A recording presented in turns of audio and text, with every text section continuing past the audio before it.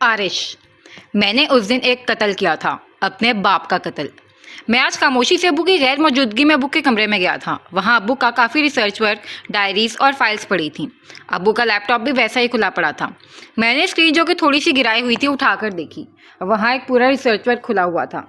मैं आहिस्ता आहिस्ता वो सब देखने लगा। वहाँ बहुत सारे कैदियों और मुजरिमों के और हिस्ट्री मौजूद थी। अचानक कमरे का दरवाज़ा खुला और अब्बू ने तकरीबन झपटते हुए लैपटॉप मेरे आगे से उठा लिया। तुम यहाँ क्या कर रहे हो? वो गुस्से से बोले। अब्बू, आपको लगता है मैं भी इन लोगों जैसा हूँ? मैंने अब्बू की आंखों में आंखें डालकर पूछा। अब्बू खामोश हो गए। आपको लगता है कि मैं भी इनकी तरह का मॉन्स्टर हूँगा? जब से मेरा डायग्नोसिस प्रोसेस चल रहा था मैं साइकोपैथी के बारे में काफ़ी कुछ जान और समझ गया था। मेरी अम्मी भी एक साइकोपैथ थी, मैं जानता था। नहीं बेटा, अब्बू ने बस इतना ही कहा। आप भी अम्मी जैसे ही हैं। मैं रोते हुए चिल्लाया और वहाँ से भाग गया। घर से, कस्बे से अंधाधुंध पहाड़ी पर आकर जंगल में भागता रहा, हत्ता कि उस झोंपड़ी में पहुँच गया। Oh my child, please don't weep. गुप्त अंधेरे में वहाँ कोई रोशनी का जरिया भी नहीं था, लेकिन मुझे फ़र्क नहीं पड़ता। मुझे कभी अंधेरे से खौफ नहीं आया, मुझे जंगलात और भूतों से कभी खौफ नहीं आया, मुझे उन सबसे डर नहीं लगता था। लेकिन as a child so hard you are trying, but soon you will realise in people there is no piece lies. लेकिन मुझे अम्मी और अब्बू से खौफ आता था। वो दोनों एक दिन मुझे मार देंगे।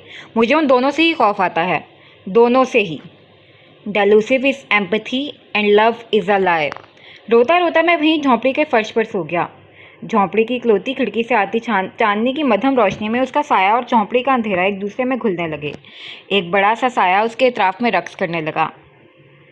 The only place you can hide is the gloom and the blight. The only friend you can rely is the monster live in your inside. सुबह मेरी आँख खुली तो मैं वहीं झोंपड़ी की ज़मीन पर पड़ा था। शायद मैं रात वहीं सो गया था। आंखें रोने की वजह से दर्द कर रही थीं। आंखें मसलता मैं झोंपड़ी से बाहर आया तो बाहर का मौसम पुरसकून था। आसमान सुरमई बादलों से ढका हुआ था। मुमकिन था कि कुछ देर में बारिश शुरू हो जाती। मैं आहिस्ता आहिस्ता घर की तरफ चल दिया और फिर बीच के मनाजिर, वो सब बीच के मनाजिर वापस आ गए थे। मैं घर में दाखिल हुआ था जब मैंने अम्मी और अब्बू को लड़ते देखा। अम्मी मामूल की तरह अब्बू पर चिल्ला रही थीं, लेकिन आज अब्बू भी जवाबन और ऊंचा चिल्ला रहे थे। तुम्हारे ख्याल में वो ऐसा किसकी वजह से है? तुम्हारी वजह से। वो तुम्हारी साइकोपैथी लेकर पैदा हुआ है, तुम्हारा जुनून, तुम्हारा पागलपन। ये अब्बू क्या कह रहे हैं? मैं ऐसा तो नहीं हूँ। मैं तो उन्हें कभी तंग भी नहीं करता। मैं अम्मी की तरह चिल्लाता भी नहीं हूँ। मैंने अम्मी को वो सेब काटने वाली छुरी उठाते देखा था। उनके चेहरे पर वो मुस्कुराहट थी और वो मेरी ही तरफ देख रही थी। उनकी आंखों में इतना यकीन क्यों है? उनकी आंखों में इतना यकीन क्यों है कि मैं उनके जैसा हूँ? वो मुझे क्यों बता रही हैं कि मुझे क्या करना है? ये तुम क्या कर रही हो? मैंने एकदम अब्बू का बदलते लहजा देखा। वो अम्मी के इरादे भांप गए थे। वो कदम कदम पीछे जा रही थे, अम्मी कदम कदम आगे। वो मॉन्स्टर है अल्तमिश, मेरा पैदा किया मॉन्स्टर। वो मेरा फ़ख्र है। और मैंने अब्बू को भागकर लाउंज में पड़े शोकेस की तरफ जाते देखा। वो ऊपर की दराज में हाथ मारते कुछ तलाश रहे थे। वो मुड़े और उनके हाथ में पिस्टल थी। अम्मी का कहका गूंजा, देखा, हम दोनों में कुछ ख़ास फ़र्क नहीं है, बस तुम्हारा दिमाग ज़रा कम चलता है। मैं जानता हूँ अम्मी ऐसा क्यों कह रही थी। उस मंज़र में सिर्फ मैं था जो इस बात के पीछे मौजूद मतलब पूछ सकता था, क्योंकि अब्बू मेरी मौजूदगी से बेखबर थे। अब्बू मेरी मौजूदगी के ख़तरे से बेखबर थे, और वो ख़तरा जिससे आप बेखबर हों, आप उससे ख़ुद को कैसे बचा सकते हैं? अब्बू भी नहीं बचा सके। वो मेरे हाथ में मौजूद उस तेज़ धारे नमा आले जो कि मैं झोंपड़ी से उठा लाया था, नहीं बचा सके। वो धाती तेज़ धार वाला आला गोश्त चीरता उनके पेट में दाखिल हो चुका था। खून भल भल के बाहर आने लगा। मेरे कपड़ों पर खून था, मेरे हाथों पर खून था। मैंने अब्बू को क्यों चुना? Monster, monster, monster. लाशऊर में कायल करने वाली आवाज़ गूंजी थी। एक पहचान थी। वो आला मेरे हाथ से गिर गया। अम, अम, अम्मी। मेरे हाथ जल रहे थे। वो खून गर्म था, बहुत गर्म। मेरे कदम अम्मी की जानिब उठे। अम्मी थी यहाँ, वो अभी यहाँ हैं। मैं दौड़कर उन तक पहुँच सकता था। वो मुझे खुद में छुपा लेती, पर मैं इतनी तेज़ नहीं दौड़ सका। मैं तेज़ नहीं दौड़ सका। अम्मी तक पहुँचने से पहले ही वो अपनी कोहनी से ऊपर की तरफ अपने बाजू में छुरी उतार चुकी थी। और फिर उनकी वो हिज़यानी हंसी। مجھے پہلی دفعہ کچھ محسوس ہوا تھا، وہ جسے خوف کہتے ہیں۔ وہاں کوئی باقی نہیں رہا تھا جس کی طرف میں دوڑ کر جا سکتا، کیونکہ میں بچہ ہی تھا اور میرے نزدیک خون موت تھا۔ ایک مانسٹر بچہ جس نے اپنے ماں باپ کو مار دیا۔ فرش پر خون تھا، میرے ہاتھوں پر خون تھا۔ کیا میں نے اپنے ماں باپ کو مار دیا؟ میں نے انہیں مار دیا؟ اور تبھی کوئی دروازے سے داخل ہوا۔ وہ بارودی سے لوگ تھے، باہر ایمبولینس کی آواز آ رہی تھی۔ تم نے مجھے ڈس اپوائنٹ کیا آرش، امی نے وہ خون سے رنگین ہاتھ میری جانب اٹھاتے ہوئے کہا، اور پھر وہ ہاتھ گر گیا۔ تم نے مجھے ڈس اپوائنٹ کیا آرش، وہ آواز کتنی حقیقی تھی۔ آرش نے سرخ ہوتی آنکھوں سے سامنے اس کرسی پر بیٹھے وجود کو دیکھا۔ اتنے سالوں بعد وہ آواز اتنی ہی حقیقی تھی۔ کیا ایک طویل دن وہ دن ہوتا ہے جب آپ کسی ایلوژن سے جاگے ہوں، کسی بے نام خوف سے یا وجود نہ رکھتے ایک سچ سے فرار ہوئے ہوں؟ یا پھر ایک طویل دن وہ ہوتا ہے جب آپ کسی حقیقت سے ممکنہ بھاگنا چاہ رہے ہوں اور وہ حقیقت اپنے پورے وجود کے ساتھ آپ کے سامنے آ کھڑی ہو؟ وہ آواز کتنی حقیقی تھی۔ آرش نے سرخ ہوتی آنکھوں سے سامنے اس کرسی پر بیٹھے وجود کو دیکھا۔ اتنے سالوں بعد وہ آواز اتنی ہی حقیقی تھی، اتنی حقیقی کہ اسے حال میں واپس کھینچ لانے کے لیے کافی تھی۔ مجھے لگا تھا میرا بیٹا مجھے ڈھونڈ لے گا، میرا بیٹے پر زور دے کر کہا گیا، پر افسوس تم نے پاکستان آنے کے بعد مجھے ڈھونڈنے کی کوشش ہی نہیں کی، سو مجھے خود ہی آنا پڑا تم سے ملنے۔ How disrespectful, but it's okay. Arash دروازہ پار کرتا اندر داخل ہو چکا تھا۔ آرش کا ہاتھ غیر محسوس انداز میں کوٹ کی جیب کے اندرونی طرف بڑھا اور پھر واپسی پر وہاں ہتھکڑیاں تھیں۔ وہ حیران نہیں تھا، اس کا ریزگنیشن پروسیس ابھی مکمل نہیں ہوا تھا، اس کے ایکوپمنٹس ابھی اسے لیے نہیں گئے تھے، اور وہ سامنے بیٹھی عورت آج بھی انٹیلیجنس کی وانٹڈ لسٹ میں تھی۔ کچھ لمحے خاموشی سے سرکے اور پھر وہ ایک دم مڑا، بجلی کی تیزی سے۔ لیکن یہ کیا؟ سامنے کوئی عین اس کے ہاتھ پر گن تانے کھڑا تھا، سفید ڈاکٹر کے لبادے میں ملبوس، ڈھلتی عمر اور ماتھے پر پھسلتا پسینہ۔ آپ؟ آرش کی آواز میں سکتہ تھا۔ ماضی مسٹر اور مسز التمش ارمغان کے قتل والا دن۔ موسم ابر آلود تھا، معلوم ہوتا تھا کہ بادل کسی وقت بھی اپنا قابو کھو بیٹھیں گے۔ سید پور کے اختتام پر پہاڑی جنگل کے آغاز پر موجود اس گھر کے سامنے کھڑی ایمبولینس کا دروازہ بند کیا گیا۔ مسٹر التمش کی حالت تشویشناک تھی، انہیں اسٹریچر پر لٹایا گیا۔ الہام بتانی کی حالت قدرے بہتر تھی، ان کے صرف بازو سے خون بہہ رہا تھا جسے فوری طور پر مہیا کی گئی طبی امداد سے روک دیا گیا تھا۔ وہ اسی ایمبولینس میں کریو بیچ پر موجود تھیں۔ ان کا مضطرب تاثر بتاتا تھا کہ وہ اپنے شوہر کے لیے کس قدر پریشان ڈری ہوئی ہیں، لیکن خوف نے انہیں خاموش کر رکھا ہے۔ ساتھ موجود نرس بوائے نے مسز التمش کے سامنے پانی کی بوتل بڑھائی، جسے انہوں نے کانپتے ہاتھوں سے تھاما اور پھر بمشکل ایک گھونٹ حلق سے اتار کے بوتل واپس نیچے کر دی۔ ایمبولینس پہاڑی سلسلے پر بنی سڑک پر اپنی پوری رفتار سے دوڑ رہی تھی، سڑک جس کی ایک جانب پہاڑ اور دوسری جانب کھائی تھی۔ بارش نہ جانے کس وقت شروع ہوئی۔ وہاں کے ڈرائیور ان سڑکوں پر ڈرائیو کرنے کے ماہر ہوتے ہیں، اور وہ تو ایمبولینس کا ڈرائیور۔ لیکن کبھی کبھی چیزیں غلط بھی ہو جاتی ہیں، ایسی کہ جس کے بارے میں سوچا نہ تھا۔ شاید سڑک گیلی تھی یا شاید کوئی پتھر پہاڑی سے لڑکتا نیچے آن پڑا تھا۔ کسی نامعلوم رکاوٹ کے باعث ایمبولینس اچانک چلتی چلتی لڑکھڑائی اور سڑک سے اترتی دوسری طرف موجود کھائی میں جا گری۔ ایمبولینس میں موجود افراد فی الحال مریض کی فکر سے ہٹ کے اپنی اپنی جگہوں پہ اپنا وجود ٹکانے کی کوشش کر رہے تھے۔ جو بل کھاتی کھائی میں گرتی، ایمبولینس کے ساتھ ہی ایمبولینس میں چکر کھا رہے تھے، اور پھر ایمبولینس ایک بڑے پہاڑ سے اٹکتی ایک جگہ ساکت ہوئی، یوں کہ اگلا حصہ آسمان کی جانب اٹھا تھا، جہاں سے ڈرائیور کھڑکی سے نکل کر لٹکتا بازو اور ایمبولینس کی ٹوٹی چھت میں پھنسا سر صاف بتاتا تھا کہ وہ شخص اپنی جان سے ہاتھ دھو بیٹھا تھا، اور ایمبولینس کا پچھلا حصہ زمین پر لگا تھا۔ دو پٹ والے دروازے میں سے ایک دروازہ جو کہ اسٹریچر کے سامنے تھا ابھی تک بند تھا، لیکن دوسرا دروازہ کھول کے زمین کی جانب لٹک رہا تھا۔ وہاں قریب زمین پر ہی دو وجود آڑے ترچے پڑے تھے، ایک نرس بوائے کا وجود، دوسرا الہام بتانی کا۔ نرس بوائے کے وجود میں حرکت ہوئی، اس کا ماتھا ایک طرف سے خون آلود تھا اور ایک ہاتھ کی کہنی کی ہڈی قطری بری حالت میں تھی۔ اس نے اٹھنے کی کوشش کی اور بمشکل بیٹھتا اپنے اطراف کا جائزہ لینا چاہا، کسی احساس کے تحت اپنا وجود گھماتا اپنے پیچھے موجود زمین پر پڑے وجود کو دیکھنا چاہا۔ کیا کچھ لوگوں سے موت بھی ڈرتی ہے؟ سامنے زمین پر پڑا وجود جس کا چہرہ مکمل خون سے لال تھا، بال ماتھے سے ناک اور ہونٹوں تک چہرے پر چپکے ہوئے تھے، اور بالوں تلے موجود آنکھیں مکمل کھلی تھیں، مکمل باتاثر تھیں، گردن بے ڈھنگے سے انداز میں ایک طرف کو لڑکی ہوئی تھی، اور پھر नाक तले मौजूद सुर्ख होठों के किनारे उठे थे। नर्स बॉय के पूरे वजूद में एकदम झरझरी दौड़ी, आंखें फैलीं। नर्स बॉय ने इल्हाम बतानी को उसके पीछे देखते पाया। मुस्कुराहट मजीद गहरी हुई। तुम्हें पता है कौन आया है? वो मुस्कुराते हुए नर्स बॉय से मुखातिब थी। नर्स बॉय ने किसी खौफ से गर्दन घुमा के चेहरा पीछे की जानिब मोड़ा। वहाँ सामने से सफ़ेद रेन कोट में मलबूस चेहरे पर कोट की हुड कदरे आगे को डाले वो शख्स उसी तरफ आ रहा था। वो एक अदद स्ट्रेचर घसीटता ला रहा था। पता है, खाइयों में गायब हो जाने वाले लोगों को ज़्यादा अरसा तलाश नहीं करते। वो यकीन रखते हैं कि खाइयों में खो जाने वाले सिर्फ मौत तक ही पहुंचते हैं। वो औरत उस हालत में भी कैसे बोल रही थी? नर्स बॉय एक ऐसा तन रहे थे। उससे अपनी जगह से हिलना चाहा, वो भागना चाहता था। लोग तुम्हें भी तलाश नहीं करेंगे और लोग मुझे भी तलाश नहीं करेंगे। वो स्ट्रेचर उनके करीब लाकर रोका गया। उस शख्स ने किसी एहतियात से इल्हाम का वजूद उठाकर स्ट्रेचर पर डाला और वो स्ट्रेचर घसीटता न जाने कहाँ गायब हो गया। कुछ लम्हे सिरके वो नर्स में अपनी पूरी कुव्वत लगाता पर मुश्किल खुद को सीधा कर पाया। अपनी जेब में फ़ोन तलाश करना चाहा और तभी वो सफ़ेद रेन कोट वापस आया। उसके हाथ में एक अदद कई थी, ज़मीन खोदने का आला। वो उस नर्स बॉय पर एहसान करने वाला था। अब चौंका, वो मर तो चुका ही था, तो वो उसे वाइज्जत दफनाने वाला था। तुम कौन हो? मुझे मत मारो, मैं नहीं जानता यहाँ क्या हुआ, मुझे बस यहाँ से जाने दो। नर्स बॉय गड़गड़ाता अपनी बची कुची कुव्वत लगाता अपना वजूद घसीट कर दूर ले जाना चाह रहा था।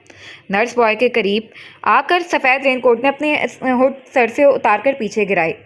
बारिश के तेज़ कतरे उसके बारीक फ्रेम की आयनक भिगोने लगे। नर्स के चेहरे पर एक शनासाई उभरी, शनासाई और फिर खौफ। उस सामने खड़े शख्स को वो बहुत अच्छे से पहचानता था। डॉक्टर हमदानी। कुछ लम्हे खामोशी से सिरके और फिर वो एकदम से मुड़ा, बिजली की सी तेज़ी से। लेकिन ये क्या? सामने कोई ऐन उसके माथे पर गन ताने खड़ा था। आरिश की आंखें फैलीं। सफ़ेद डॉक्टर की लिबादे में मलबूस ढलती उम्र और माथे पर फिसलता पसीना। आप? आरिश की आवाज़ में सकता था। वो आरिश, हर एक पर शक करने वाला, किसी पर एतमाद ना करने वाला आरिश शर्मगान भी धोखा खा गया था। साफ और शफाफ धोखा। अगर तुम पर एक दफ़ा एक कत्ल प्लान किया जा सकता है तो दूसरी दफ़ा करना मज़ीद आसान होगा। और उनका जवाब किसी तेज़ बर्छी के जैसे था। आरिश पर प्लांट किया गया एक कत्ल। वो इब्राहिम की बात कर रहे थे। नहीं, उन्हें कहना चाहिए था कि अगर मैं तुम पर एक दफ़ा कत्ल प्लांट कर सकता हूँ तो दूसरी दफ़ा करना भी मुश्किल नहीं होगा। वो आप थे? वो हैरान नहीं था, पर वहाँ एक मुस्कुराहट थी, जैसे कुछ सही साबित होने का गुमान। क्या आप मेरी माँ का इल्ज़ाम अपने सर लेना चाहते हैं, मेरे बाप की तरह? आरिश की आवाज़ बुलंद हुई। क्या आप भी उस औरत की मोहब्बत में अंधे हैं, मेरे बाप की तरह? लहजे में बेयकीनी थी। वो तकरीबन चिल्ला रहा था, जबकि उसकी पश्त पर एक हंसी उभरी। आरिश, हम सब एक तरफ के लोग हैं, तुम, मैं, हमदानी। ये हम कैसे हथकड़ियों और पिस्तौल के दरमियान उलझ रहे हैं? वो दूसरी तरफ से है। वो तुम्हारे बाप की तरह कभी मुकम्मल तुम्हारी नहीं होगी। तुम्हारे बाप के कानून और इंसाफ ने उसे मार दिया। वो मुझे ईमान देने के बाद पछतावे में चला गया और एक दिन उसने अपनी असलियत दिखा ही दी। वो भी दिखाएगी किसी दिन, जब उसे यह एहसास होगा कि तुम एक कातिल हो, बिल्कुल जैसे उसने अपने बचपन की दोस्त को एक झटके से अलग कर दिया, ये जानकर वो एक कातिला है। वो यही करती हैं, वो हमेशा यही करती हैं। मेरी माँ, ये औरत पूरी ताकत रखती है मुझे इस बात का यकीन दिलाने की कि मैं उनमें से हूँ, मैं उनसे हूँ। मुझे उस औरत से नफ़रत है। मुझे नफ़रत है कि मैं उस औरत जैसा हूँ। आरिश मुड़ा। हमदानी साहब की यह हरकत वो हज़म नहीं कर पा रहा था और आधा दिमाग वैसे ही अब्टाबाद में अटका था। इल्हाम और बेला से आपका क्या ताल्लुक़ है? आरिश एकदम पलटकर इल्हाम बतानी को देखता बोला, लहजे में उजलत थी। क्यों? तुम उस पुलिस ऑफिसर का नहीं पूछोगे जिसे तुम वहाँ छोड़कर आए हो? आरिश ने खड़े खड़े पहलू बदला था। अचानक घर के बाहर रचे सन्नाटे में गाड़ियाँ रुकने की आवाज़ उभरने लगी। एक नहीं, दो नहीं, बेशतर गाड़ियाँ, और फिर गनों की लोडिंग, पोजीशन की सेटिंग। अचानक बाहर इल्हाम बतानी की गिरफ्तारी का ऐलान किया जा रहा था। आरिश हमेशा से ही पाकिस्तानी इंटेलिजेंस से मुंसलिक था। उसके पिछले और ओवरसीज़ मिशंस में कामयाबी के बदले मिलने वाले एक लंबे वक्फे पर जाने वाला था जब उसके सामने वो फाइल खोली गई थी। इल्हाम बतानी की फ़ाइल खोली गई थी। مس الہام بتانی، آپ کو اسی وقت حراست میں لیا جاتا ہے۔ آپ کو خاموش رہنے کا مکمل حق ہے۔ وہ کہہ رہا تھا اور وہ خاموشی سے الہام بتانی کی عمر رسیدہ مگر صحت مند اور سفید کلائیاں پکڑتا انہیں ہتھکڑیوں میں جکڑ رہا تھا۔ آپ کے منہ سے کہی گئی کوئی بھی بات یا الفاظ آپ کے خلاف استعمال ہو سکتے ہیں۔ آپ کو اپنا اٹارنی۔ عارش کہتے کہتے رکا، ایک تھکی سی نظر سامنے اس بے خوف بیٹھی عورت پر ڈالی اور ایک گہرا سانس خارج کیا۔ اس کی ماں ابھی بھی اسے یوں ہی دیکھ رہی تھی۔ آپ کو اپنا اٹارنی کرنے کا پورا حق ہے اور اگر آپ کے پاس اٹارنی نہیں تو آپ کو مہیا کیا جائے گا۔ بات مکمل کی، پھر الہام بتانی کے ہاتھ چھوڑتا فون نکال کر کال ملانے لگا۔ اس کا اسائنمنٹ مکمل ہو چکا تھا، بھلے سے اس کی آدھی محنت اس کی ماں نے خود ہی نمودار ہو کر ختم کر دی تھی۔ ہمدانی صاحب کے چہرے پر ایک سوال ابھرا۔ سوالیہ انداز میں عارش کو اور پھر الہام بتانی کو دیکھا۔ آپ اس میں خود داخل ہوئے ہمدانی صاحب، آپ اس سب کے نتیجے جھیل نہیں پائیں گے۔ عارش کا لہجہ ایک دم غیر شناسہ ہو گیا۔ وہ عارش ارمغان نہیں تھا جسے ہمدانی صاحب جانتے تھے۔ تمہیں لگتا ہے تم نے مجھے ڈھونڈا ہے؟ عارش، تم مجھے کبھی نہیں ڈھونڈ سکتے تھے، آخر کو ماں ہوں تمہاری۔ عارش کا جھبڑا بھینچا۔ رائٹ، بہت اچھا فیصلہ کیا آپ نے میرا کام کم کر کے۔ ہمدانی صاحب کی پشت پر گھر کا کھلا دروازہ ایک جھٹکے سے مکمل وہاں ہوا اور وہاں سے گروپ کی شکل میں اسلحے سے لیس انٹیلیجنس پولیس کا ایک پورا دستہ داخل ہوا۔ الہام بتانی کی مسکراہٹ سمٹی تھی۔ سوالیہ انداز میں عارش کی جانب دیکھا۔ کیا تم نے اپنی ماں کا سودا کر دیا؟ عارش کے ہونٹ کا ایک کنارہ اٹھا۔ آخر آپ ہی کا بیٹا ہوں۔ پھر ایک نظر دونوں کو دیکھا۔ آپ دونوں کو کیوں لگا کہ آپ ایک دفعہ پھر سب کی آنکھوں میں چکما دے کر یہاں سے جا سکتے ہیں؟ آپ کو کیوں لگا کہ آپ مجھے چکما دے سکتی ہیں؟ میں التمش ارمغان نہیں ہوں۔ انٹیلیجنس پولیس الہام بتانی اور ہمدانی صاحب کو اپنے ساتھ لے جا رہی تھی۔ وہیں ان میں سے ان کا ایک سینئر آفیسر نکل کر عارش کے قریب آیا۔ اس سے پہلے کہ وہ عارش کا کندھا تھپکتا، عارش کی جسم چلاوے کی طرح وہاں سے نکلا تھا۔ ان سب کے درمیان سے راستہ بناتا گھر سے داخلی دروازے کی طرف آیا۔ تبھی الہام بتانی کی کھنکھناتی آواز اس کے کانوں سے ٹکرائی۔ اگلا باکس ملنے کا انتظار کرو، اسی کی بدولت تمہیں پتہ چلے گا کہ وہ لڑکی کہاں ہے۔ سوری، لڑکی نہیں، لاش۔ اور پھر وہ آفیسرز کے درمیان کہیں عارش کی نگاہوں سے اوجھل ہو گئی۔ عارش ان کی بات مکمل نہیں سن پایا تھا، خاص کر آخری لفظ باکس اسے کب ملتا تھا؟ ہمیشہ ایک مرڈر کے بعد۔ پر وہ باکس کا ذکر کیوں کر رہی تھیں؟ عارش کی گاڑی ابھی بھی ایبٹ آباد میں داخل ہوئی تھی۔ سامنے اس کی فون اسکرین پر لگایا ٹریکر سگنل سے مسلسل لوکیشن بھیج رہا تھا۔ صبح کا واقعہ جب عارش نے الہیہ کو ڈراپ کیا تھا۔ مجھے ایک فیور چاہیے عارش، وہ مدھم سے لہجے میں گویا ہوئی، ہاتھوں کی انگلیاں ایک دوسرے میں پھنسائے نظریں ڈیش بورڈ پر لگاڑے اگلی بات کہنے کے لیے صحیح الفاظ کا چناؤ کرنے لگی۔ عارش چونکا تھا، الہیہ کی جانب دیکھا۔ میں فیور نہیں دیتا الہیہ۔ لیکن الہیہ نے فوراً چہرہ عارش کی جانب موڑا۔ وہ جو کچھ بھی بن پڑا کہہ دیا۔ کیا تم مجھ سے رابطے میں رہ سکتے ہو؟ میں چاہتی ہوں کہ تم مجھے بنا بتائے غائب نہ ہو۔ وہ خود بھی حیران تھی کہ اس نے یہ کیسے کہہ دیا۔ الہیہ کی نظریں سوالیہ تھیں، عارش کی کنفیوزڈ۔ لمحے خاموشی سے سرکنے لگے۔ عارش نے نظریں پہلے پھیری تھیں۔ الہیہ کے سینے میں کچھ بھینچا، مایوس نظریں واپس لوٹیں اور وہ گاڑی کا دروازہ دھکیلتی اترنے لگی۔ وہ عارش سے کچھ زیادہ امید لگا بھی نہیں سکتی تھی۔ وہ سمجھ گئی تھی، بدلے میں تمہیں مجھے ایک فیور دینا ہوگا۔ آواز اس کی سماعتوں سے ٹکرائی تھی۔ الہیہ کے دروازے پر گرفت مضبوط ہوئی۔ کیسا فیور؟ عارش نے گاڑی کا ڈرا کھولا اور وہاں سے ایک ننھا سا آلہ نکال کر الہیہ کی جانب بڑھایا۔ بمشکل ایک بٹن جتنا وہ لوکیشن ٹریکر تھا۔ الہیہ نے عجیب نگاہوں سے پہلے تو ٹریکر کو دیکھا، پھر عارش کو۔ سوالیہ انداز میں کندھے اٹھائے۔ عارش نے جواباً ہاتھ واپس پیچھے کھینچا۔ الہیہ نے آگے بڑھ کر وہ ٹریکر اس سے پکڑ لیا۔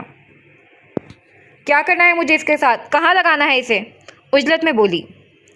الہام، تمہیں یہ الہام کے پرس یا کوٹ میں ڈالنا ہوگا، یا کچھ بھی ایسا جو سب سے زیادہ اس کے استعمال میں ہو۔ وہ تم سے ملنے آئے گی، میں جانتا ہوں۔ الہیہ ساکت سے اسے دیکھے گئی، پھر وہ ٹریکر اپنی جیب میں گرایا اور ایک گہرا سانس خارج کیا۔ وہ الہیہ کا ہاں تھا اور پھر وہ کار سے نکل گئی۔ عارش فی الحال اسی ٹریکر کی لوکیشن پر جا رہا تھا۔ اسے الہام تک الہام بتانے کی خبر پہنچنے سے پہلے الہام کو پکڑنا تھا، اور بیلا وہیں ہوگی جہاں الہام ہوگا، اسے پورا یقین تھا۔ عارش کی گاڑی لینڈ فرام ہیون کی عمارت کے سامنے آ کر رکی۔ فون جھٹ سے اسٹینڈ سے الگ کیا، ویسٹ میں گن چیک کرتا وہ گاڑی سے نکلا، چوکیدار کو اپنا پولیس کارڈ دکھایا۔ کیا یہاں کسی قسم کا غیر ضروری داخلہ ہوا ہے؟ نہیں جی، ابھی تھوڑی دیر پہلے بھی ایک تھانے دارنی صاحبہ یہی پوچھ رہی تھیں۔ چوکیدار کی بات پر عارش چھٹکا۔ کیا وہ اندر ہے؟ جی، وہ ابھی اندر ہی ہیں۔ عارش نہ سمجھی کے انداز میں دروازہ پار کر گیا۔ ٹریکر کی لوکیشن عمارت کے پیچھے موجود جنگل کی طرف سے آ رہی تھی۔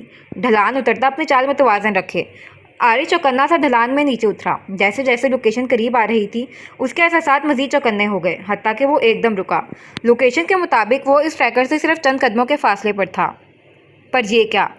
وہاں چند قدم کے فاصلے کیا، دور دور تک کسی کا نام و نشان نہیں تھا۔ عارش کا چہرہ جھکا۔ اگلے لمحے وہ وہاں زمین پر موجود نشانات دیکھ رہا تھا۔ وہاں 3 جوتوں کے نشان تھے اور ساتھ ایک گھسیٹے جانے کا نشان، جو کہ چند قدم کے فاصلے پر جا کر ختم ہو گیا، اور عین اسی جگہ سے وہ ٹریکر سگنل بھیج رہا تھا۔ عارش پاؤں کے بل بیٹھا، مٹی کو ہاتھ سے ادھر ادھر کرتا وہ ٹریکر وہاں تلاشنا چاہا۔ وہ سطح پر نہیں تھا۔ عارش نے فون جیب میں ڈالا اور دونوں ہاتھوں سے وہ گڈھا کھودنے لگا۔ عارش کے ماتھے پر بل پڑے۔ وہ گڈھا اتنا ہی گہرا تھا جتنا کہ ابراہیم والا گڈھا۔ ایک دم منو صاف بھار اس کے سینے پہ بیٹھنے لگا۔ کچھ غلط ہے، اتنا تو وہ بتا سکتا تھا۔ اس کے ہاتھ اچانک رکے۔ وہاں کچھ نمودار ہوا تھا۔ وہ بال تھے، گھنگرالے بال۔ وہ ایسے ہی گھنگرالے بال رکھنے والی ایک عورت کو جانتا تھا۔ صبح عارش کے گھر ڈراپ کرنے کے جانے کے بعد الہیہ گھر میں داخل ہوتی سیدھے صوفے پر گری تھی۔ دماغ الجھا ہوا تھا۔ جیب سے فون نکالا، وہاں رات کے آئے کچھ میسیجز تھے۔ اس سے پہلے کہ وہ مزید کچھ کرتی یا سوچتی، اسکرین پر سرمد کالنگ جگمگانے لگا۔ الہیہ نے کل رات سے فون آف کر رکھا تھا۔ ابھی تو اسے دیکھا بھی نہیں تھا کہ رات بھر اسے کس کس کی کالز اور میسیجز آئے تھے۔ الہیہ نے کال آن کی اور فون کان سے لگایا۔ ہاں سرمد، کیا ہوا؟ الہیہ، آپ نے وہ جو نمبر مجھے ٹریس کرنے کا کہا تھا۔ الہیہ ایک دم اٹھ بیٹھی۔ اس کی لوکیشن ابھی ایبٹ آباد میں لوکیٹ ہو رہی ہے۔ واٹ؟ ویٹ، تم وہیں رکو، میں ابھی اسٹیشن کی طرف آتی ہوں، تم ذرا اس پر نظر رکھنا۔ کچھ دن قبل عارش کے ریزگنیشن والے واقعے پر وہ قدرے ڈسٹرب تھی کہ وہ سرمد کی دی گئی وہ فائلز تسلی اور توجہ سے دیکھ ہی نہیں پائی۔ ابھی گھر آ کر اسے نئے سرے سے وہ فائلز پڑھنا شروع کیں۔ ایسا کیا تھا جو ابراہیم جان گیا تھا؟ اسے بھی جاننے کا تجسس تھا۔ تبھی فائل میں سے وہ فون کالز کا ڈیٹا ملا۔ وہ کسی ایک سم کا ڈیٹا تھا، لیکن حیرت کی بات یہ تھی کہ اس سم سے کی گئی تمام کال صرف ایک ہی نمبر کو تھیں، جیسے وہ سم کسی ایک شخص سے رابطے کے لیے مختص ہو۔ ابراہیم نے اس فون کا IP ایڈریس بھی نکال رکھا تھا۔ الہیہ کے صفوں میں سے گزرتے ہاتھ سست پڑ رہے تھے۔ ابراہیم بہت کچھ جانتا تھا، اور یہ بہت کچھ جانا اس کی جان لے گیا۔ اور پتہ ہے اصلی تکلیف کی بات کیا ہے؟ الہیہ نے ایک گہرا سانس خارج کیا۔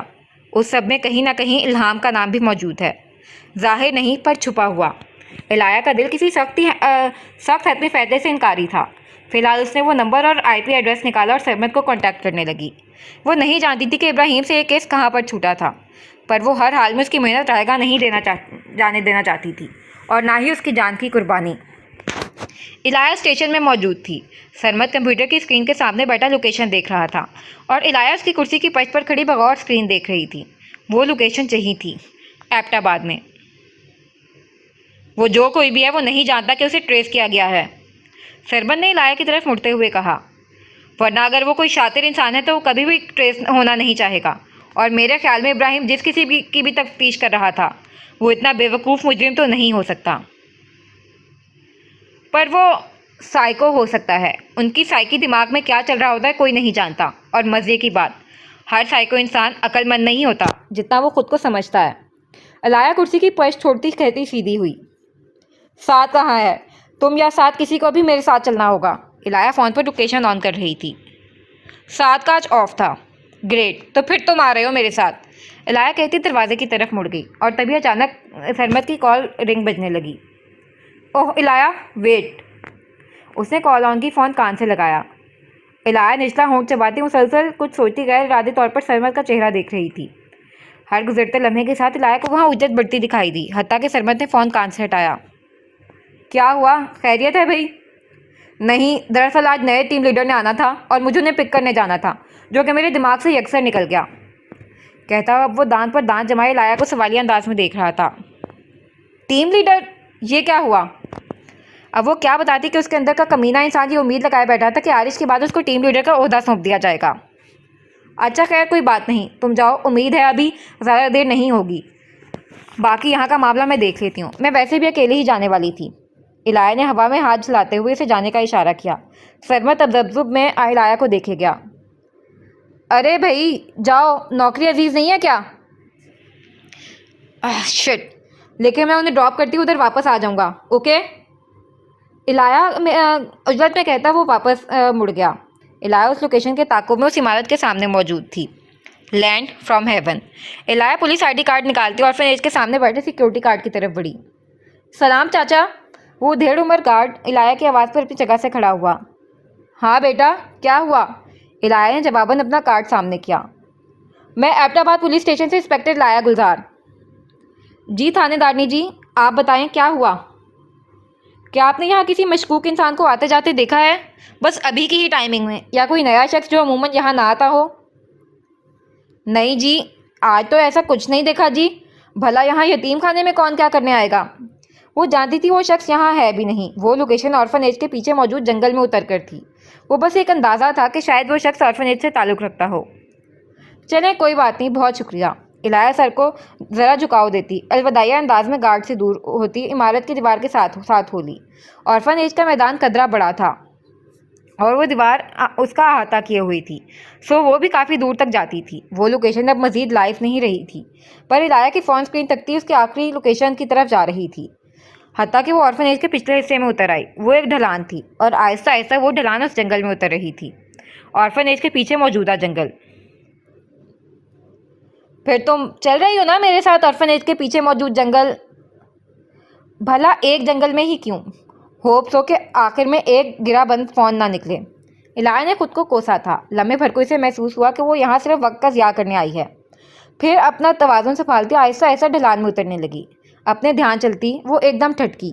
وہاں سامنے ایک بڑا سا جنگلی خرگوش گزرا تھا۔ مجھے جنگلی خرگوش دیکھنے تھے۔ الہیہ نے ایک گہرا سانس خارج کیا اور فون کی بند ہوئی اسکرین آن کی اور لمحے بھر کو ساکت سی ہوئی۔ بے یقینی کے انداز میں فون کی اسکرین چہرے کے قریب لے آئی۔ وہ لوکیشن پھر لائیو تھی، عین اسی جگہ جیسے دوبارہ فون آن کیا گیا ہو۔ وہ جو کوئی بھی تھا اپنی جگہ سے حرکت نہیں کر رہا تھا۔ غیر محسوس انداز میں الہیہ کی گن اس کی بیلٹ سے نکل کر اس کے ہاتھ میں منتقل ہو چکی تھی۔ گن کی سیفٹی ہٹاتی اس کا منہ زمین کی جانب کیا آگے بڑھنے لگی۔ گن پر اس کی گریپ مضبوط تھی، پر انگلی ٹریگر سے دور تھی۔ وہ لاشعوری طور پر کسی معصوم کو نقصان نہیں پہنچانا چاہتی تھی۔ وہ مدھم گنگناہٹ۔ الہیہ رکی۔ پیڑ کے پیچھے اور دوسری جانب سے آتی وہ مدھم گنگناہٹ۔ الہیہ نے محفوظ اینگل سے دوسری جانب سے ذرا سر نکال کر دیکھا۔ اس کی آنکھیں سلو موشن میں پھیلنے لگیں۔ لال بال، اس کی پشت پر پڑے وہ لال بال، اور ان بالوں کی اوٹ میں ہلکی گنگناہٹ۔ اس سے پہلے کہ الہیہ مزید ایک قدم بڑھاتی وہ لال بال ایک جھٹکے سے لہرائے اور وہاں ایک سفید معصوم سا چہرہ الہیہ کی جانب مڑا۔ وہ آنکھیں الہیہ کی عین آنکھوں میں آ کے ٹھہریں۔ الہیہ کو لگا جیسے وہ چھپن چھپائی میں پکڑی گئی ہو، یوں کہ اب وہاں سے کسی فرار کا راستہ نہیں۔ سامنے کھڑا وجود اپنی نظروں سے ایک آفیسر کے وجود پر حاوی ہو رہا تھا۔ الہیہ نے گن اب عین ان لال بالوں کے درمیان موجود چہرے پر تانی تھی۔ گن کے متوازی فاصلے پر موجود وہ چہرے کنفیوزڈ سے انداز میں ایک طرف کو جھکا، بڑی بڑی آنکھیں مزید پھیل گئیں۔ کیا یہاں جنگلی خرگوش پکڑنا منع ہے؟ آواز کی باریکی اور لہجے کی معصومیت۔ وہ الہیہ سے مخاطب نہیں تھی۔ الہیہ کا کانفیڈنس لمحے بھر کو لڑکھڑایا۔ نہیں، تمہیں کس نے کہا یہاں خرگوش پکڑنا منع ہے؟ وہ ایک تیسری آواز تھی، اور وہ ایک مانوس آواز تھی۔ الہیہ بجلی کی رفتار سے مڑی، اپنے پیچھے کھڑے اس وجود کو دیکھا، اور اس لمحے میں وہ گوشت چیرنے کی آواز، ایک تیز دھار آلہ جب کسی گوشت سے پار ہو اور وہ خون کا ایک فوارہ سا ابل پڑے۔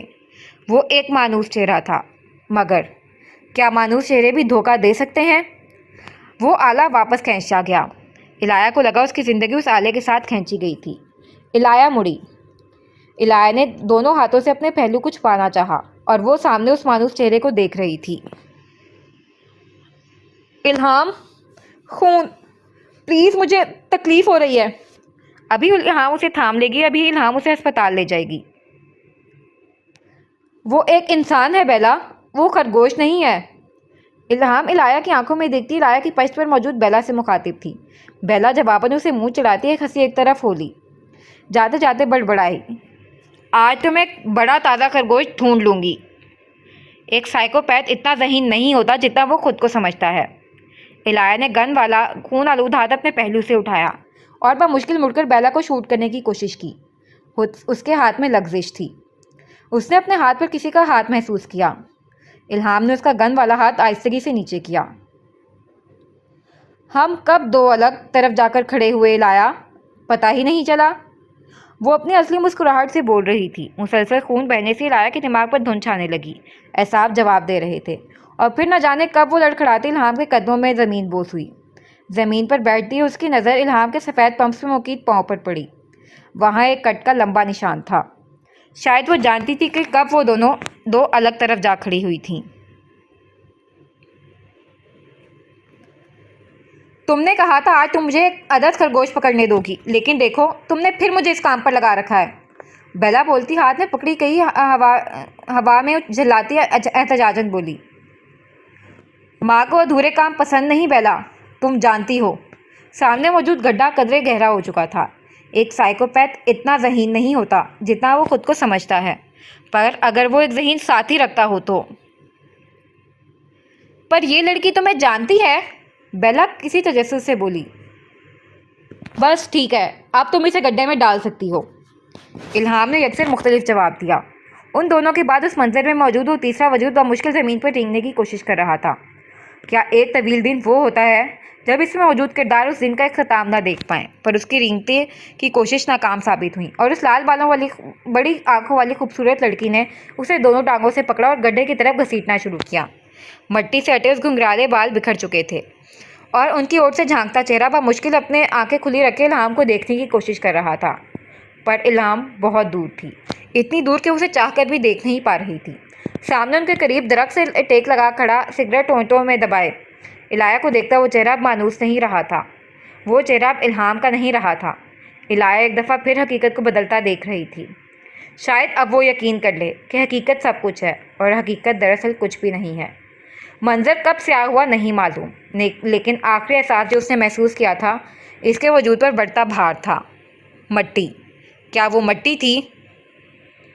عارش بجلی کی مانند جلدی جلدی وہ مٹی ہٹانے لگا۔ چہرہ واضح ہوا، وہ چہرہ جو وہ وہاں نہیں دیکھنا چاہتا تھا، وہ الہیہ کا چہرہ تھا۔ عارش بیٹھے بیٹھے لڑکھڑاتا پیچھے کو گرا تھا۔ لاش، کیا وہ آخری لفظ تھا لاش؟ عارش کی کانوں میں تیز سنسنی سی دوڑی۔ اس نے الہیہ کی گردن پر سے مٹی ہٹائی، اپنی شہادت اور درمیانی انگلی سے اس کی گردن کو چھوا۔ نظریں سامنے دور جنگل کے سناٹے میں تھیں۔ وہ وہاں صرف ایک دھڑکن محسوس کرنا چاہتا تھا، پر وہ اس سناٹے میں صرف اپنی دھڑکن کیوں سن رہا تھا؟ اچانک وہاں اس کی پشت پر قدموں کی چاپ ابھری۔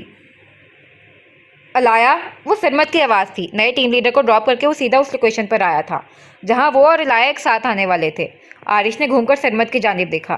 سرمد کی آنکھوں میں جس قدر سوال تھے، عارش کی آنکھیں اس قدر خالی تھیں، مکمل خالی۔ Red mansion. بھاری بھرکم سیاہ دروازہ دھکیلا گیا جو ایک گڑگڑاہٹ کے ساتھ کھلتا چلا گیا۔ دروازہ کھلتے ہی سامنے اینٹوں کی لمبی راہداری تھی جو کہ اس مینشن کے داخلی دروازے پر جا کر ختم ہوتی تھی۔ سفید ہیلز اب اس اینٹوں کی راہداری پر متوازن چال چلتی داخلی دروازے پر پہنچی۔ کوہنی میں ڈالے پرس سے وہ بڑی سی چابی نکالی اور دروازہ ان لاک کیا گیا۔ چابی گھماتے اس ہاتھ کی انگلی میں وہ ابھی حال میں ہی واپس لگائے گئے نگینے والی انگوٹھی سلامت چمک رہی تھی۔ دروازہ کھلا اور وہ دروازہ دھکیلتے اندر داخل ہوئی۔ ریڈ مینشن کا ہال خاموش اور تاریک تھا۔ الہام، یہ کیا ہے؟ اچانک آواز اس کے کانوں سے ٹکرائی۔ سفید ہیلز پوری گھومی، سامنے بیلا موجود تھی۔ وقت ٹھہرا۔ ریڈ مینشن کیا ہے، آپ جاننا چاہیں گے؟ وقت نے ریڈ مینشن کے ہال میں لگے بڑے سے گھڑیال کی سوئی پکڑی اور اسے الٹی جانب گھما دیا، حتیٰ کہ ہم پہنچ گئے تب جب الہام سامنے کھڑی خون سے سرخ ہوتے بالوں والی بیلا کو دیکھتی اپنی زندگی کی آخری سانسیں گن رہی تھی۔ آپ کی آنکھیں رگڑتے جو منظر صاف ہوا تو وہاں سامنے انسانی ٹانگیں تھیں، وہ جہاں تھی وہیں فریز ہو گئی۔ منظر پھر دھندلانے لگا۔ الہام نے آنکھیں رگڑیں، چہرہ اٹھایا۔ امی، ابو، عارش، الہیہ، اس سب کو پکارا تھا سوائے بیلا کے۔ سامنے کھڑی 14-15 سالہ لڑکی اپنی ازلی بڑی بڑی آنکھوں اور شیطانی مسکراہٹ کے ساتھ اسے دیکھ رہی تھی، اور وہاں کوئی بھی نہیں آیا تھا سوائے بیلا کے۔ اس کے سیاہ بال سر کی ایک طرف سے جیسے خون کی وجہ سے لال تھے اور آنکھیں عجیب سی خوشی سے چمک رہی تھیں۔ سوری بیلا، وہ میں۔ الہام ہکلاتی کھڑی ہوتی بیلا سے دور ہوئی تھی۔ مجھے یہ کھیل پسند آیا، بیلا چہکی تھی۔ مجھے یہ کھیل بہت پسند آیا، پھر تقریباً الہام سے چمکتی وہ خوشی سے بولی۔ الہام کا سکتہ ایک دم ٹوٹا۔ پتہ ہے الہام، یہاں آنے سے پہلے مجھے کوئی ملا تھا، اس نے کہا اسے بھی ایسے کھیل پسند ہیں اور اس نے کہا ہے کہ وہ تم سے ملنا چاہتی ہے۔ بیلا کے اس نئے انکشاف پر الہام کے رونگٹے کھڑے ہو گئے۔ کیا بیلا پولیس کی بات کر رہی تھی؟ الہام کا سر خود بخود نفی میں ہلتا چلا گیا۔ اس سے پہلے کہ وہ وہاں سے دوڑ لگا دیتی، اچانک ان کی وارڈن آ پہنچی۔ تم دونوں لڑکیاں یہاں کیا کر رہی ہو؟ اس سے پہلے کہ بیلا کچھ بولتی الہام ایک دم سامنے آئی۔ وہ یہ بیلا کو چوٹ آئی تھی تو ہم نرس آفس کی طرف جا رہے تھے۔ بیلا نے حیرت کم زیادہ خوشی کے تاثرات سے الہام کو دیکھا۔ الہام نے اس کے لیے جھوٹ بولا تھا۔ الہام نے بیلا کے لیے جھوٹ بولا تھا۔ ہاں ہم نرس کے آفس جا رہے ہیں، بیلا نے مکمل ساتھ دیا۔ وارڈن کی تسلی تو نہ ہوئی، پر وہ بیلا کا حلیہ دیکھ کر پھر انہیں جانے دے گئی۔ بیلا کی پٹی ہونے کے بعد نرس نے انہیں وہیں رکنے کا اشارہ کیا تاکہ وہ باہر سے کچھ ختم ہوئی ادویات لے آئے۔ تو مطلب اب تم میرے ساتھ یہ کھیل کھیلو گی؟ بیلا نے چھوٹتے ہی کہا۔ وہ کھیل نہیں تھا بیلا۔ الہام چڑی تھی، اس کی سانسیں ابھی تک مکمل متوازن نہیں ہوئی تھیں۔ بیلا کی مسکراہٹ پھیلی، معمول سے زیادہ، آنکھیں مزید بڑی ہوئیں۔ تو کیا تم مجھے اکیلا چھوڑ کر جانے والی تھیں؟ الہام کی آنکھوں میں آنکھیں گاڑتی بولی۔ الہام کی ہچکی نکلی۔ وہی آنکھیں، وہی شیطانی مسکراہٹ۔ الہام کو ان دونوں سے ہی خوف آتا تھا۔ نہیں، میں کہیں نہیں جا رہی تھی، میں تمہیں چھوڑ کر کہیں نہیں جاؤں گی، الہام نے کسی سحر کے اثر خود بخود بولا تھا۔ بیلا چہکتے اس کے بازو سے چپک گئی۔ مجھے پتا تھا تم مجھے چھوڑ کر کہیں نہیں جاؤ گی۔ آج لنچ کے بعد تمام بچے اپنے اپنے ڈارمز کی طرف جا چکے تھے جب الہام اور بیلا کو ان کی ٹیچر نے روک لیا۔ بیلا، الہام، تم دونوں کو پرنسپل کے آفس چلنا ہوگا۔ الہام کو لگا ٹیچر نے اس کی سانس کی نالی دبوچ لی تھی۔ بیلا ٹیچر کے پیچھے پیچھے چل دی۔ الہام وہیں کھڑی سکتے میں دونوں کی پش دیکھتی رہی۔ اگر پرنسپل کو پتہ چل گیا تو اسے جیل بھجوا دیں گی، یا شاید اس کا دماغ بے وقت ہر ورڈ کے بارے میں سوچنے لگا۔ الہام چلو، بیلا دور سے چلائی۔ الہام نے رکا، گہرا سانس خارج کیا۔ اس کا اختتام یوں ہی لکھا تھا، اسے لگا اسے اب قبول کر لینا چاہیے۔ ایک حتمی سوچ کے ساتھ چلتی وہ قدم قدم بیلا کے ساتھ جا ملی۔ ٹیچر کی سربراہی میں وہ دونوں آفس میں داخل ہوئیں۔ اندر داخل ہوتے ہی ٹیچر ایک طرف ہو گئیں اور بیلا اور الہام کو کمرے میں پڑے صوفے کے نزدیک کھڑا کر دیا۔ سامنے پرنسپل کے میز کے پیچھے پرنسپل اپنی کرسی پر براجمان تھیں اور ان کے متوازی میز کی دوسری طرف ایک خاتون۔ باقی کا پروسیس تو آپ دیکھ لیں گی، رائٹ پرنسپل؟ صاف اور چلاک سی آواز الہام کے معدے میں گرا پڑی۔ اسے کچھ سمجھ آ رہا تھا کہ یہاں کیا ہو رہا ہے۔ ایڈاپشن، وہاں میز پر ایڈاپشن کی بات چل رہی تھی۔ بات مکمل کر کے وہ خاتون اپنی جگہ سے کھڑی ہوئیں، پلٹیں، اسپاٹ سے چہرے کے ساتھ ساتھ ان دونوں لڑکیوں کو دیکھا۔ الہام نے نوٹس کیا کہ بیلا مسلسل مسکرا رہی تھی، جیسے اس خاتون کو جانتی ہو۔ تبھی بیلا نے الہام کے کان میں سرگوشی کی۔ میں انہی کی بات کر رہی تھی الہام۔ الہام کی آنکھیں پھیلیں، مکمل سیاہ لباس میں ملبوس، بال نفاست سے ایک جوڑے میں باندھے، اور اس سب میں نمایاں لال ہونٹ۔ وہ چلتی دونوں کے قریب آ رہی تھیں۔ عین الہام کے چہرے پر سیاہ ہیلز کی آواز تھمی۔ ہم آج ہی جا رہے ہیں، تم دونوں اپنا سامان پیک کر لو، آج سے تم دونوں میری بیٹیاں بن کے رہو گی۔ لہجے میں بسی شفقت ابھی کچھ دیر پہلے کے لہجے سے مکمل مختلف تھی۔ ٹیچر پرنسپل کے کہنے پر ان دونوں کو سامان پیک کروانے لے گئیں۔ جاتے جاتے الہام نے ایک آخری دفعہ اس عورت کو دیکھا تھا۔ ان لال ہونٹوں پر ایک مکمل مسکراہٹ تھی، اور پھر اگلے چند گھنٹے کیسے گزرے نامعلوم، اور وہ تینوں انسانی آبادی سے الگ اس عمارت کے سامنے موجود تھیں۔ ریڈ مینشن تختی پر نمایاں تھا۔ بھاری بھرکم سیاہ دروازہ دھکیلا گیا جو کہ گڑگڑاہٹ کے ساتھ کھلتا چلا گیا۔ دروازہ کھلتے ہی سامنے اینٹوں کی لمبی راہداری تھی جو کہ اس مینشن کے داخلی دروازے پر جا کر ختم ہوتی تھی۔ سفید ہیل جب اس اینٹوں کی راہداری پر متوازن چال چلتی داخلی دروازے پر پہنچی۔ کوہنی میں ڈالے پرس سے وہ بڑی سی چابی نکالی گئی اور دروازہ ان لاک کیا گیا۔ چابی گھماتے اس ہاتھ کی انگلی میں ابھی وہ حال ہی میں واپس لگائے گئے نگینے والی انگوٹھی سلامت چمک رہی تھی۔ دروازہ کھلا اور وہ دروازہ دھکیلتے اندر داخل ہوئی۔ ریڈ مینشن کا ہال خاموش اور تاریک تھا۔ الہام، یہ کیا ہے؟ اچانک آواز اس کے کانوں سے ٹکرائی۔ سفید ہیلز پوری گھومی۔ سامنے بیلا موجود تھی۔ میں بھی اتنا ہی جانتی ہوں جتنا کہ تم بیلا، الہام نے کہہ کر ہال کا فانوس روشن کیا۔ ماں کو تم نے بتایا تھا کہ آرش سعید پور میں ہے؟ بیلا چپتے سے انداز میں بولی۔ اب وہ الہام کے عین سر پر موجود تھی۔ پر آرش کو کس نے بتایا کہ ماں سید پور میں ہے؟ بیلا کا انداز ہذیانی ہو رہا تھا۔ الہام نے اپنے پرس سے ایک انگوٹھی نکالی اور بیلا کی جانب بڑھائی۔ تم یہ کہیں بھول آئی تھی بیلا؟ بیلا کا دھیان ایک دم بٹا۔ الہام ہال کے ساتھ موجود کچن ایریا کی جانب آئی، سنک کے نزدیک آ کے اپنا پرس اتارا، اس میں سے ایک خون آلود کپڑا نکال کر پاس ڈسٹ بن میں پھینکا۔ وہ کپڑا لال تھا، الہام کے خون سے اور ننھے سفید خرگوش کے خون سے۔ الہام نے ایک گہرا سانس خارج کیا۔ بیلا، ہم آج اٹلی کے لیے نکل رہے ہیں، اپنا سامان پیک کر لو۔ سنک میں ہاتھ دھوتی الہام اونچی آواز میں بولی۔ اور ماں کا کیا؟ تم اس کی فکر مت کرو، وہ اپنا خیال خود رکھنا جانتی ہیں۔ اور وہ لڑکی جسے ہم آج دفنا کر آئے ہیں، اسے کیوں مارا تم نے؟ تم ہمیشہ مجھے وجہ بتاتی ہو قتل کی۔ بیلا صدا کے تجسس سے بولی۔ مجھے ایک موقع دیا گیا تھا بیلا، ایک چناؤ کرنے کا۔ ابراہیم، الہیہ، الہام بتانی، بیلا، عارش۔ اس کے دماغ میں ایک لسٹ چل رہی تھی۔ مجھے کسی ایک کو چننا تھا۔ بیلا نے نہ سمجھی میں کندھے اٹھائے۔ تو تم نے کس کو چنا؟ میں نے کس کو چنا؟ الہام زیر لب بڑبڑائی۔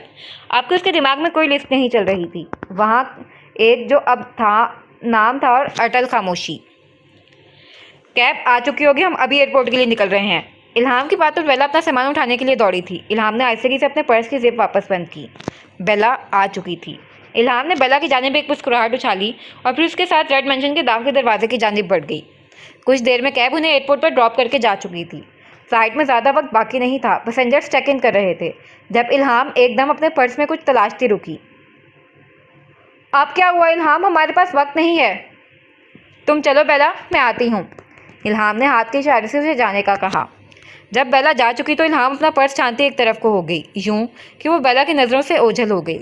الہام ابھی تک نہیں آئی تھی جبکہ بیلا کی چیک ان کی باری تھی۔ بیلا نے اپنا پاسپورٹ ریسیپشنسٹ کی جانب بڑھایا۔ بیلا کے چہرے اور حرکات میں بے چینی بڑھتی جا رہی تھی۔ پاسپورٹ پکڑنے کو ہاتھ بڑھایا، چہرہ دوسری جانب الہام کی متلاشی تھا۔ لمحے سرکے، اس کا ہاتھ ابھی تک خالی تھا۔ ہے! بیلا فرسٹریشن سے ریسیپشنسٹ کی جانب مڑی۔ ریسیپشنسٹ اپنے ماؤتھ پیس پر کسی کو اپڈیٹ کر رہی تھی۔ نظریں بیلا پر ہی جمی تھیں۔ بیلا کا سانس تھما، آنکھیں پھیلیں۔ شٹ! کہتی بیلا فوراً مڑی۔ اس سے پہلے کہ وہ قطار چھوڑتی وہاں سے نکلتی، دو بھاری بھرکم آفیسرز نے اس کا راستہ روکا۔ بیلا کی ٹانگیں جواب دے گئیں۔ مس بیلا اکبر، آپ کو انسپکٹر ابراہیم کے قتل کے الزام میں اسی وقت حراست میں لیا جاتا ہے۔ آپ کو خاموش رہنے کا مکمل حق ہے۔ اگلے پل میں بیلا کے ہاتھوں میں ہتھکڑیاں تھیں۔ الہام کہاں ہے؟ بیلا نے چاروں اطراف میں دیکھا۔ آپ کے منہ سے کہی گئی کوئی بھی بات یا الفاظ آپ کے خلاف استعمال ہو سکتے ہیں۔ آپ کو اپنا اٹارنی کرنے کا پورا حق ہے، اور اگر آپ کے پاس اٹارنی نہیں ہے تو آپ کو مہیا کیا جائے گا۔ میرا اٹارنی ہے، وہ بیلا کے آواز اس کا ساتھ نہیں دے رہے تھے، الفاظ بھی دگا دینے لگے۔ مجھے ایک موقع دیا گیا تھا بیلا، ایک چناؤ کرنے کا۔ ابراہیم، الہیہ، الہام بتانی، بیلا، عارش۔ اس کے دماغ میں ایک لسٹ چل رہی تھی۔ مجھے کسی ایک کو چننا تھا۔ بیلا نے نہ سمجھی میں کندھے اٹھائے۔ تو تم نے کس کو چنا؟ میں نے کس کو چنا؟ سفید ہیلز باتھ روم ایریا کے دروازے سے باہر آئیں۔ سیاہ سن گلاسز کی اوٹ میں موجود آنکھیں ان بھاری بھرکم آفیسرز کے درمیان دور جاتی لال بالوں والی لڑکی کو دیکھ رہی تھیں۔ چہرہ سپاٹ تھا، دماغ میں اٹل خاموشی۔ واضح ہو چکا تھا الہام سبزواری نے کس کو چنا۔ ایئرپورٹ ہال کی چہل پہل اپنے معمول پر واپس آئی۔ الہام نے پرس کوہنی پر ڈالا، سر پر باندھا سرمئی اسکارف ذرا سیٹ کیا، اور سفید ہیلز ایئرپورٹ کے خارجی دروازے کی جانب بڑھ گئیں۔ الہام سبزواری کو چند دن بعد اسلام آباد پر دن خاموشی سے ڈھل رہا تھا۔ اس بڑے سے ہسپتال کی 5ویں منزل پر موجود اس پرائیویٹ وارڈ میں موجود خاموشی وہاں بستر پر بیٹھے وجود کے ساتھ ٹک کر باہر کھڑکی سے اترتا دن دیکھ رہی تھی۔ ڈھلتے سورج کی نارنجی کرنیں وارڈ کو بھی نارنجی کیے ہوئے تھیں۔ وارڈ کا دروازہ کھلا، سرمد داخل ہوا۔ اس کے ہاتھ میں چند لفافے تھے جو اس نے قریب میز پر رکھ دیے۔ کیسا محسوس کر رہی ہیں آپ الہیہ؟ ڈاکٹر نے کہا ہے آپ جلد ڈسچارج ہو جائیں گی۔ کہتا وہ قریب کرسی کھینچ کر بیٹھ گیا۔ میں اب ٹھیک ہوں سرمد، تمہیں یہ سب لانے کی ضرورت نہیں تھی۔ اشارہ پھلوں کے لفافوں کی طرف تھا۔ رخ ابھی بھی کھڑکی کی جانب تھا۔ یہ احمد صاحب نے بھجوائے ہیں، آپ نے خود آنے سے تو انہیں منع کر رکھا ہے۔ الہیہ نے سب کو ہی آنے سے منع کر رکھا تھا۔ کوئی سوال نہیں، کوئی جواب نہیں۔ سرمد بھی صرف اس کا سامان پہنچانے آتا تھا۔ نہ جانے ایک عجیب سی ناراضگی تھی، یوں کہ وہ سب سے ناراض ہے، پوری دنیا سے، زندگی سے، لوگوں سے۔ وہ سب سے ناراض ہے، یہ کہنا آسان تھا، بجائے یہ کہنے کے وہ دراصل کس سے ناراض ہے۔ وہ اس کا کہا فیور پورا نہیں کر پائی تھی، وہ ٹریکر الہام کے پرس میں نہیں ڈال پائی تھی۔ سو بدلے میں اس نے بھی اپنا فیور پورا نہیں کیا تھا، کم از کم الہیہ کا یہی ماننا تھا۔ وہ زمین کے چہرے پر واپس غائب ہو چکا تھا، بنا کسی کو بتائے، بنا الہیہ کو بتائے۔ الیاس صاحب آپ کی واپسی کا پوچھنا چاہ رہے تھے، میں نے آپ کا ریزگنیشن لیٹر ابھی تک انہیں نہیں دیا۔ सरमत आहिस्तगी से बोला। इलाया ने एक गहरा सांस खारिज किया। तुम्हारे ख्याल में अगर इल्हाम यहाँ होती तो वो क्या मशवरा देती मुझे? इलाया पुरतकान लहजे में गोया हुई।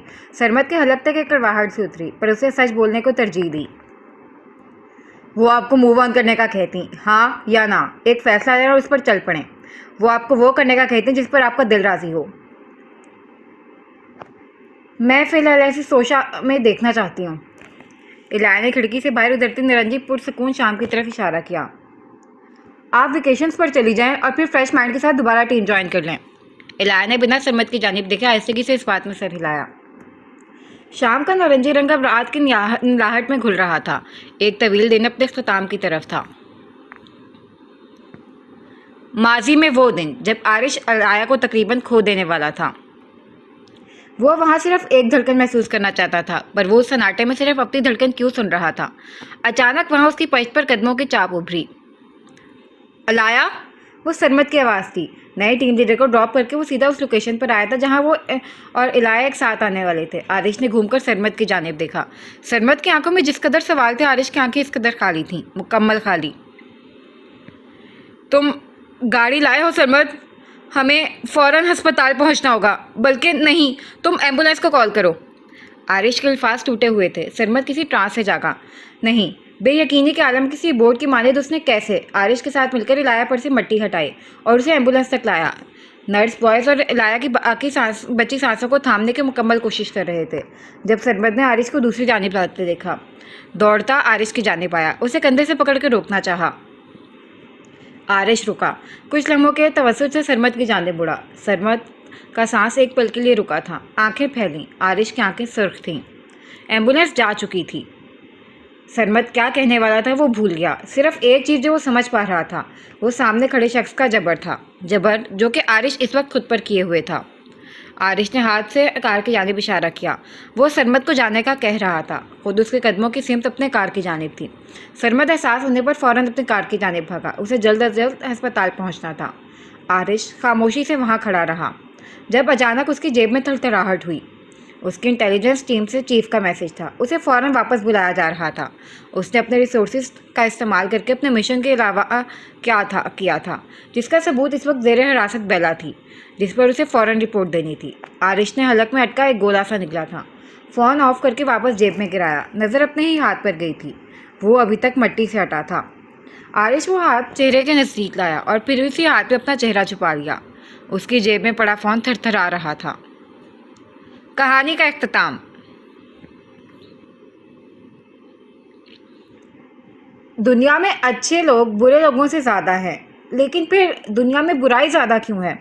एक दफ़ा इल्हाम ने अहमद साहब से पूछा था। अच्छाई और बुराई की मौजूदगी इंसानों में तकसीम नहीं है, जैसा कि कुछ इंसान अच्छे और कुछ इंसान बुरे। नहीं, ऐसा नहीं होता। तो फिर अच्छाई और बुराई एक बारीक लकीर के इतराफ़ मौजूद हैं। एक तरफ अच्छाई और दूसरी तरफ बुराई, और वो लकीर हर दिल से गुजरती है, हर एक दिल से। हर एक दिल को बराबर दो हिस्सों में तकसीम करती। कभी कभी हालात और वाक़यात से पैदा करदा लग़ज़िश की वजह से वो लकीर अपनी जगह से हिल जाती है और एक हिस्सा दूसरे पर सबकत ले जाता है, लेकिन जब तक वो लकीर अपनी जगह पर वापस ना आ जाए। क्या मैं एक वक्त में अच्छी और बुरी हो सकती हूँ? हर इंसान ही एक ही वक्त में अच्छा और बुरा दोनों होता है। एपिलॉग। 2 साल बाद। तो फाइनली तुम शादी के लिए तैयार हो। यूशा प्लेट पे पड़ा स्टीक का पीस कांटे में फंसाता बोला। हाँ, मैं इसी साल शादी करूँगी। हाला ने जूस का घूंट भरते हुए कहा। चेहरे पर एक मुबहिम मुस्कुराहट थी। और तुम्हारा वो केस कहाँ तक पहुँचा जिस पर तुम आजकल एक्टिव हो? नताइज जल्द ही मीडिया पर आ जाएंगे। बहुत जल्द तुम मेरे करियर का पहला इतना अहम केस के कामयाब नताइज देखोगे। हाला एबटाबाद पुलिस स्टेशन में ड्रग क्राइम टीम का हिस्सा थी। पढ़ाई और दीगर प्रोटोकॉल मुकम्मल होने के बाद अब बाकायदा काम कर रही थी। ग्रेट, तो मुझे शुरू कर देनी चाहिए तैयारी शादी की। यूशा मुस्कुराता बोला। नैपकिन से चेहरा थपथपाया। चंद लोग ऐन यूशा की कुर्सी के पीछे आके खड़े हुए। हाँ, तुम्हें शादी की तैयारी शुरू कर देनी चाहिए। हाँ, तुम्हें तैयारी शुरू कर देनी चाहिए मिस्टर यूशा, मगर शादी की नहीं। हाला अपनी जगह से खड़ी हुई। जेल जाने की। یوشا کے پیچھے موجود ایک شخص آگے آیا. وہ ساتھ تھا. یوشا کے سامنے آ کر اریسٹ وارنٹ یوشا کے سامنے لہرایا. مسٹر یوشا، آپ کو اسی وقت ڈرگ ٹریفکنگ کے کیس میں ٹھوس ایویڈنس کی موجودگی میں حراست میں لیا جاتا ہے. آپ کو خاموش رہنے کا مکمل حق ہے. آپ کے منہ سے کہی گئی کوئی بھی بات یا الفاظ آپ کے خلاف استعمال ہو سکتے ہیں. آپ کو اپنا اٹارنی کرنے کا پورا حق ہے. اگر آپ کے پاس اٹارنی نہیں ہے تو آپ کو مہیا کیا جائے گا. اریسٹ وارنٹ اس کے چہرے کے سامنے لہرا رہا تھا. بھاگنے کے سارے راستے فی الحال مفلوج ہو چکے تھے. وہاں ساتھ کے وارنٹ پکڑے ہاتھ میں انگلی میں وہ باریک انگوٹھی چمک رہی تھی. یوشا ٹھٹکا. اس نے ابھی بھی وہ انگوٹھی کہیں اور بھی دیکھی تھی. پھر بجلی کی تیزی سے مڑا. سامنے حالانکہ انگلی میں بھی ویسی ہی انگوٹھی موجود تھی. ہاں، میں اسی سال شادی کروں گی. یوشا کی آنکھیں پھیلیں اور حالانکہ مسکراہٹ. تھانے میں حالانکہ کامیاب کیس پر اسے مبارکباد دی جا رہی تھی، جو کہ حالہ پورے کھلے دل سے قبول کر رہی تھی. آخر کو کزن کس کی ہے؟ الایہ اپنا کریڈٹ لینا ہرگز نہیں بھولی تھی. الایہ عرصہ ہوا ٹیم میں واپس آ چکی تھی.